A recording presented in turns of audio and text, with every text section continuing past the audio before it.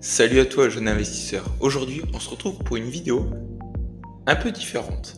Alors l'objectif de cette vidéo, c'est un nouveau concept que j'ai proposé à la communauté sur Instagram. Vous étiez nombreux justement à être vraiment motivés pour avoir ce type de contenu.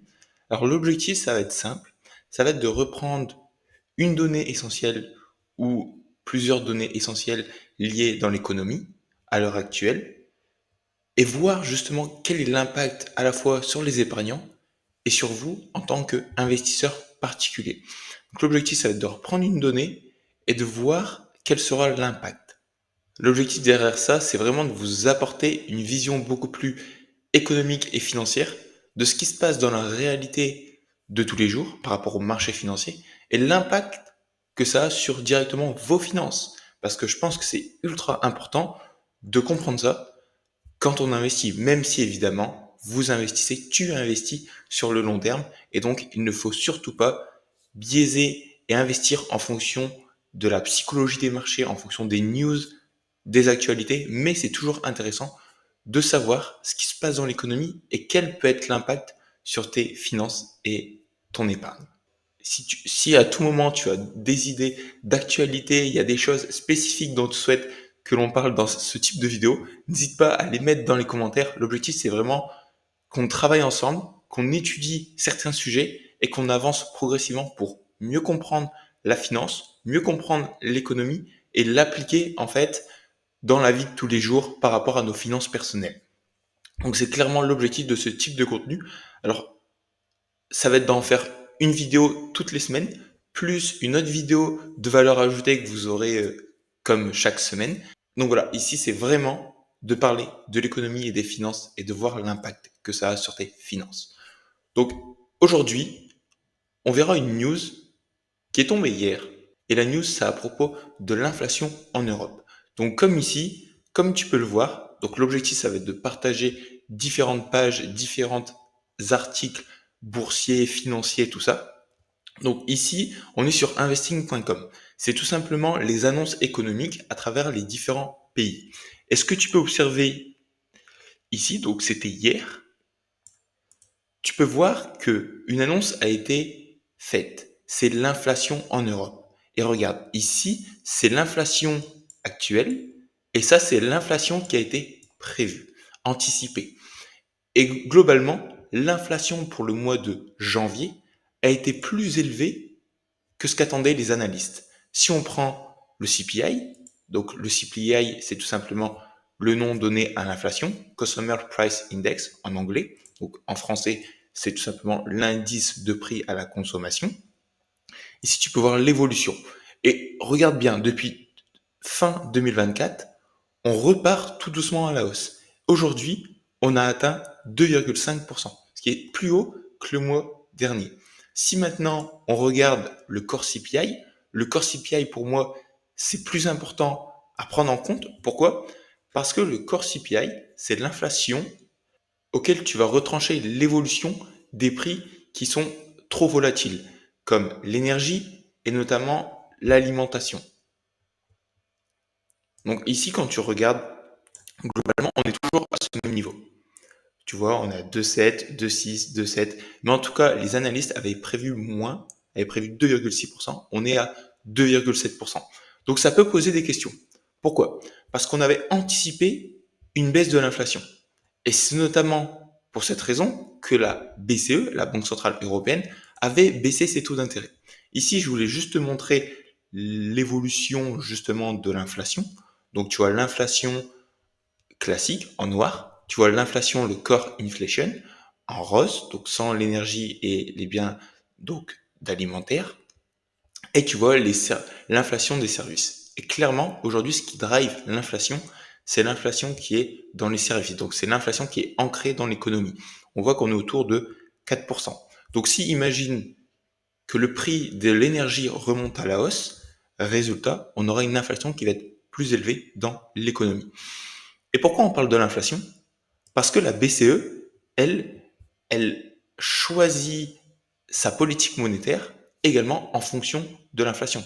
Son objectif, sa target, c'est 2% d'inflation dans la zone euro. Or, avec ce qui s'est passé, donc déjà depuis 2024, on a une baisse de l'inflation. Donc on voit qu'ici, la BCE, elle baisse ses taux d'intérêt. La semaine dernière, elle a baissé ses taux d'intérêt, passant de 3% à 2,75. Ça veut dire que la monnaie européenne est moins rémunérée. Mais pour les investisseurs, ceux qui empruntent de l'argent, de ce fait, ils peuvent emprunter à moins cher. Si toi aujourd'hui, par exemple, tu souhaites faire un emprunt pour acheter une maison, au lieu de payer 4% de taux d'intérêt, tu auras peut-être 3%, 3% et demi d'intérêt. Donc c'est pour ça que quand la BCE baisse ses taux, c'est bien pour les investisseurs, notamment les investisseurs immobiliers. Donc voilà pour ça. Maintenant, ce qui pose problème, c'est globalement, la BCE avait dit de continuer de baisser ses taux. Mais si l'inflation persiste, si l'inflation revient, la BCE ne va pas baisser ses taux, elle ne va plus baisser ses taux, elle va les maintenir au niveau actuel.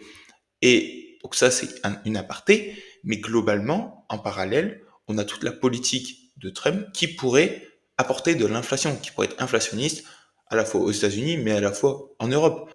Si vous prenez, je vais vous montrer un graphique, si vous prenez uniquement l'évolution euro-dollar, donc le change entre l'euro et le dollar, globalement, voilà ce qu'on a. C'est-à-dire que l'euro s'est fortement dévalué par rapport au dollar depuis fin 2024. On était à 1,11, aujourd'hui on est à 1,03. On est revenu à des niveaux de novembre 2022.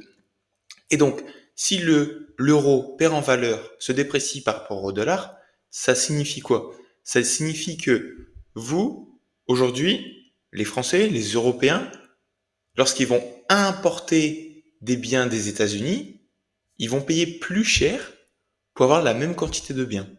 Cela signifie donc que, au final, pour importer des biens, ça va leur coûter plus cher et donc ça va être plus inflationniste.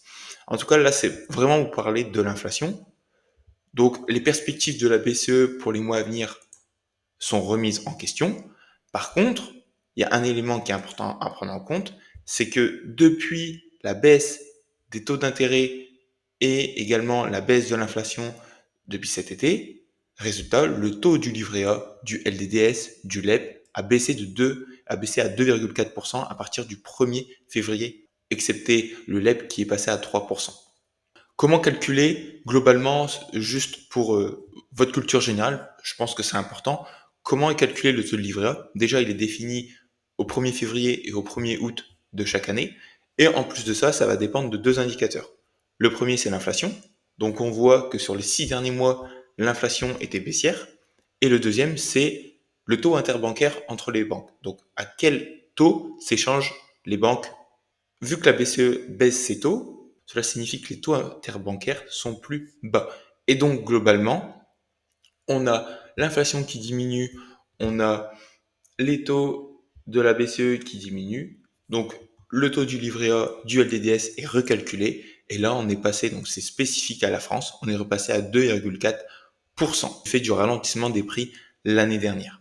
Là, si à l'heure actuelle, l'inflation remonte à la hausse, cela signifie quoi? Cela signifie que votre livret, votre taux de rémunération sur votre épargne est plus bas, est plus faible, donc à 2,4% annuel, mais que d'un autre côté, l'inflation remonte. Et si l'inflation est plus élevée que votre taux rémunéré au sein du livret A, vous perdez du pouvoir d'achat. Et c'est pour cette raison qu'il est important d'investir dans des actifs qui prennent de la valeur dans le temps pour aller chercher plus de performance, plus de rendement, maintenir votre pouvoir d'achat et faire développer votre patrimoine sereinement sur le long terme. Donc voilà, aujourd'hui je voulais parler rapidement, donc c'est vraiment l'objectif, c'est parler d'actualité en 5-10 minutes, une fois par semaine, même 2 fois si ça vous intéresse. N'hésitez surtout pas à me le dire dans les commentaires. L'objectif c'est d'améliorer ça et de voir ensemble au niveau économique par rapport aux annonces, quel est l'impact à la fois sur votre épargne, mais à la fois sur vos investissements.